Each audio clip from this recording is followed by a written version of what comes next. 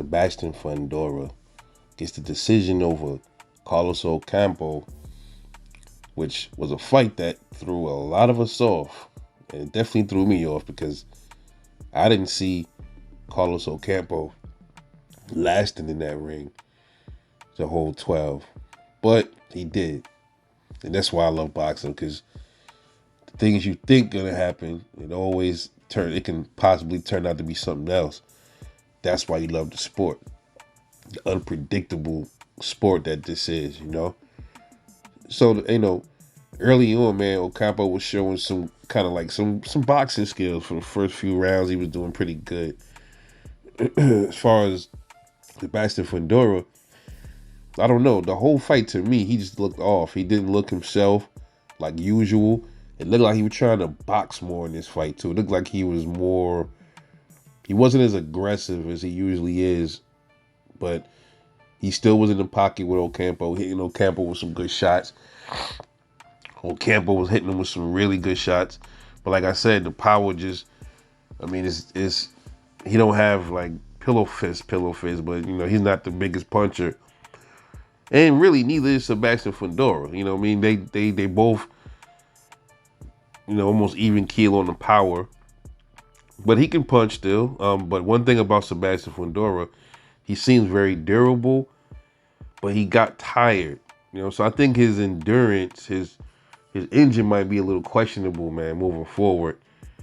And like I said, his defense, man.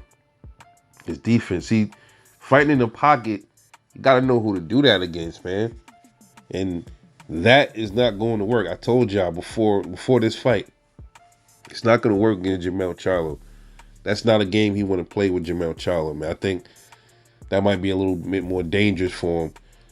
But if he goes in there and he fights the way he fought Erickson Lubin against Charlo, Charlo can even get hurt too. So I think both of them would have to adjust their game. But after watching the fight last night, I guarantee you now, a lot of the 154 pounders gonna be licking their chops, Charlo included. They're like, yeah, he's easy work. I don't know. It looked like he was trying different things in this fight, man. But he definitely should not have let this fight go 12. So that's telling me a lot. Maybe I've seen people say he was playing possum so he can get a Jermell fight. I don't know. I doubt that, man. I think he was trying to box or something else, but something wasn't right with him last night.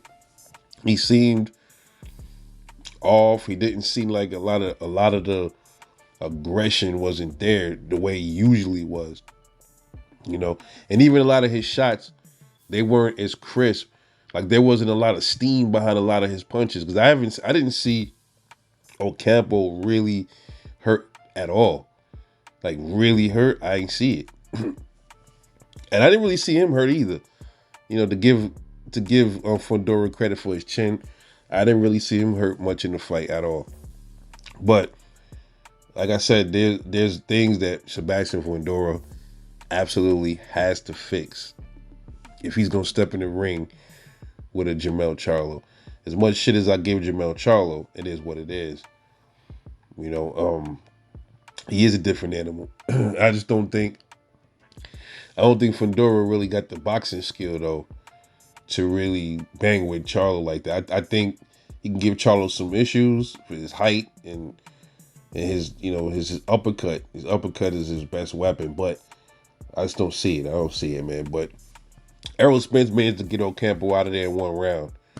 Different weight classes. So what that's telling me is, Ocampo, his sweet spot, he more durable at 154. The extra weight and stuff like that. They say that's how good Errol is because he got him out in the first round. I'm like, maybe it could mean he's just that good, or it could mean Sebastian Fundora ain't really that good, or it could mean that Sebastian Fundora, he just ain't on the same skill level as Errol Spence. It can mean various things, man. Or it could mean that Ocampo just more durable at 154. It's up to you. You make a decision on that one. But He got the win. What's next for Sebastian Fundora? I don't know. He is not ready for Charlo, but I would like to see it. This is pro boxing. Even though I feel like a boxer might not be ready for somebody, doesn't mean I don't want to see it. You feel like you're ready, then go for it. I'd love to see it. But my opinion is he's not ready. Like he just I wouldn't say I don't like saying that he's not ready. I'm gonna take that back. All of these guys are pros. They're all ready for each other. I just think as far as his skill set is not on the level, put it like that. But he's ready. He's ready. All of them are ready for each other, man. Period. Once you turn pro, you ready for whoever the fuck else is pro. I don't care if the person got 35 fights and you got 2. You a pro? Okay, let's get it. So I used to be like, damn, why do I keep saying they not ready? Obviously, yeah, they are. Now, if he was an amateur fighter, obviously he's not ready for a pro, but they're both pros, so they are ready for each other. He's ready for whoever. Right? So that's something I want people to stop really saying. Or he's not ready. Or like Keyshawn Davidson, he's not ready for Frank Martin. Man, look, he's a pro. These are professional fighters, bro. Just my thing on that. But anyway, Sebastian Fundora, shout out to him. Shout out to Carlos Ocampo for being a warrior, man. And he was slapping a lot of his punches too. So he wasn't really having no real ill effects against Fundora. Fundora was starting to break down Ocampo though. But I think he just got tired, bro. Anyway, shout out to both of the Warriors, man. Ocampo, I don't know what's next for him. He only got 1 loss or 2 losses now.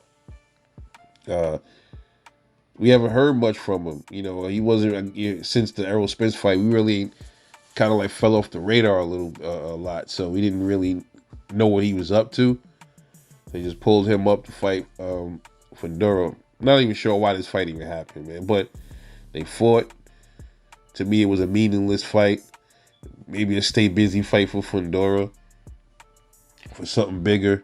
Maybe Fundora was waiting around for the Tim Tszyu Charlo winner. That could be a possibility. I'd say he had a better chance against Tim Tszyu than he does against Charlo. But with either one of those dudes, Fundora gonna have to brush up on his defense, man. He gonna have to.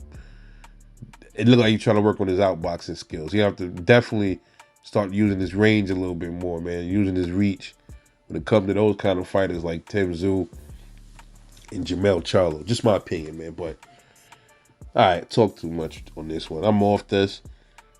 Hope y'all enjoyed. Let me know what y'all think about this fight and what's next for Sebastian Fundora. And do you see him bringing the smoke to Charlo? This is Rebel Life Boxing. I'm going to catch y'all on the next one, and I'm out. Peace.